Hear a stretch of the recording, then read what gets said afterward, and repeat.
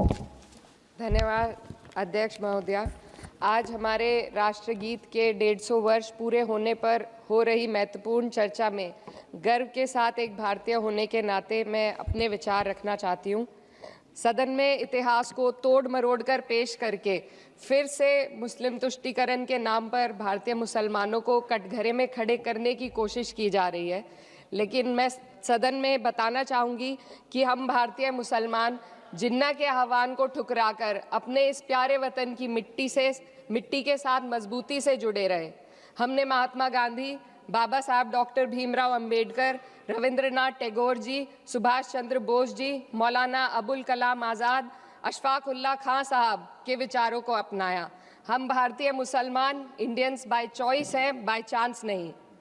वंदे मातरम के किन छंदों को राष्ट्रगीत के तौर पर अपनाया जाए, ये फैसला सर रविंद्रनाथ टैगोर और सुभाष चंद्र बोस जी जैसे नेताओं के परामर्श के बाद हुआ। क्या अब हम उन महान नायकों की समझ पर प्रश्न चिन्ह उठाएंगे? उन्हें देश को बांटने वाला और तुष्टीकरण करने वाला कहने का पाप करेंगे? उन महान हस्तियों ने वंदे मातरम के उन छंदों को अपनाया जिन्होंने देश के हर वर्ग, हर धर्म के मानने वालों को एक सूत्र में पिरोने का काम किया। और मैं एक घटना आप लोगों के सामने रखना चाहती हूँ। वर्ष 1998 में उत्तर प्रदेश सरकार के मंत्री रविंदर शुक्ला जी ने स्कूलों में राष्ट्रगीत को गाना अनिवार्य कर दिया था। लेकिन तब के तत्कालीन प्रधानमंत्री अटल बिहारी वाजपेयी जी ने, जो उस समय लखनऊ के दौरे पर थे, उत्तर प्रदेश सरकार के इस फैसले पर नाराजगी जताई और यूपी सरकार ने राष्ट्रगीत को अनिवार्य करने वाले मंत्री को बर्खास्त कर दिया था। अब मैं सत्ता पक्ष से सवाल करना चाहूंगी,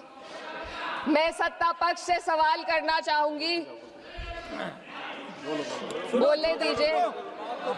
मैं सत्ता पक्ष से सवाल करना चाहूंगी कि जो विजन आजादी के समय के लोगों का था राष्ट्रगीत को स्वेच्छा पर छोड़ने का, उसी का अनुसरण माननीय अटल बिहारी वाजपेयी जी ने किया, तो क्या वे भी मुस्लिम तुष्टीकरण कर रहे थे?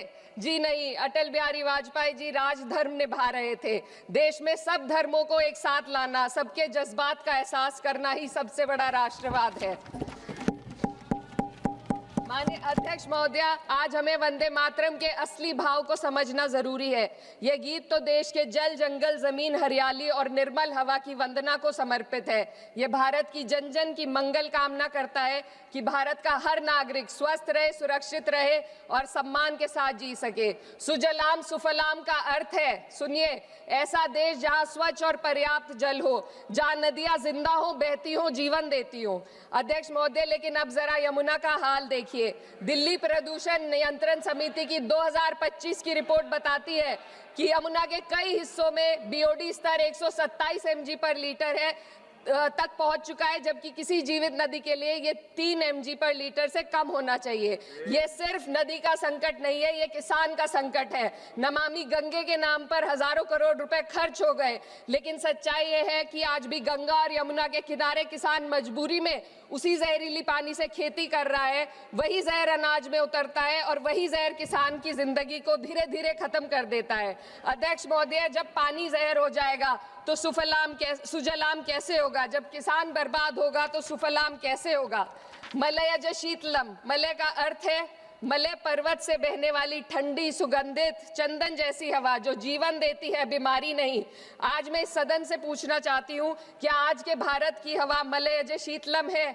नहीं अध्यक्ष जी, बस संसद से बाहर कदम रखिए, एक गहरी सांस लीजिए। ये चंदन की महक नहीं, ये जहर है जो आपके हमारे फेफड़ों में उतर रहा है। दुनिया के 20 सबसे प्रदूषित शहरों में से 13 भारत में है। दिल्ली की हवा में सांस लेना मानो रोज 20 सिगरेट पीने जैसा हो।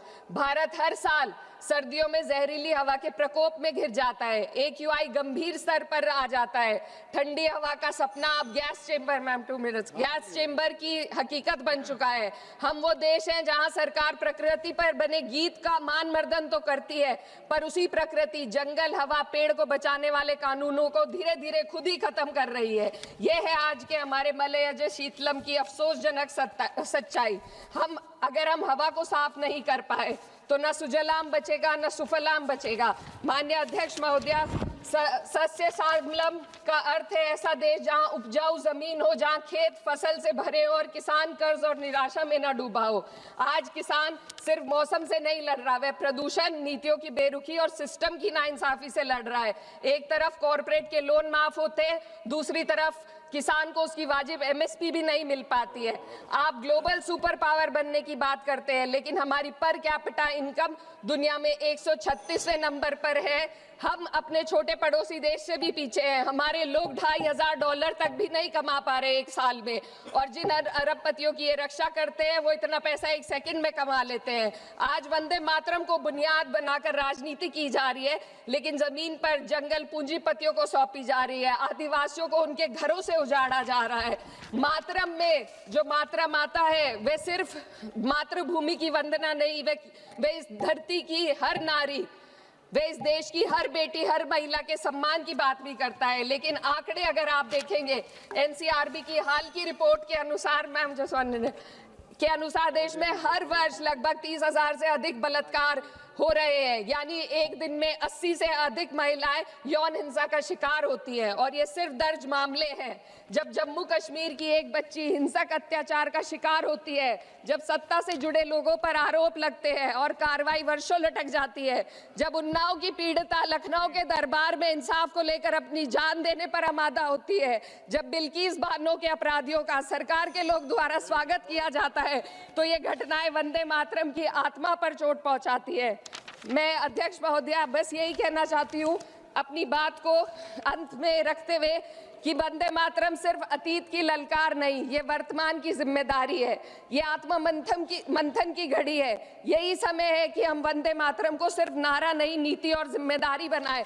और अपने जज्बात को मैं आलमा इकबाल साहब के तराना-ए-हिंद के साथ इस सदन में रखना चाहती हूँ कि सारे जहां से अच्छा हिंदुस्तान हमारा, हम बुलबुले हैं इसके, ये गुलसिता हमारा, मजहब नहीं सिखाता आपस में बैर रखना, हिंदी है हम, वतन है हिंदुस्तान हमारा।